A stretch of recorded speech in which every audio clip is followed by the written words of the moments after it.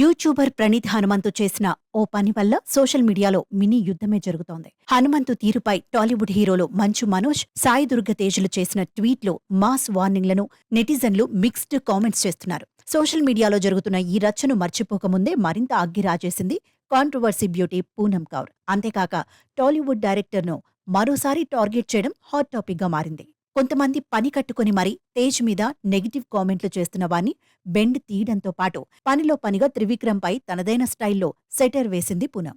Rape అనే matter మీద తేజ్ స్పందించిన తీరుకు జల్సా మూవీలోని ఓ సీన్ను చూపించాడు సదరు నెటిజన్. పడుకుని ఉన్న అమ్మాయిని రేప్ చేస్తే ఏమొస్తది అంటూ కమిడియన్ బ్రహ్మానందంతో పవన్ కళ్యాణ్ చెప్పే డైలాగ్ను చూపించి ఇలాంటి వాటి వల్లే యూత్ చెడిపోతోందని, ముందు వీళ్ల మీద చర్యలు తీసుకోవాలంటూ సదరు నెటిజన్ కౌంటర్ వేశాడు.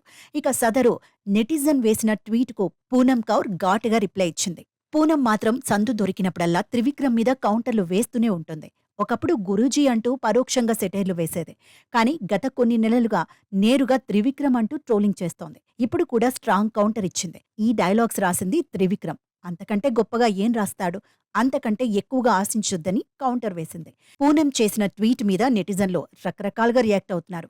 అయితే అసలు పూనం కౌర్, త్రివిక్రమ్ మధ్య ఉన్న గొడవేంటి?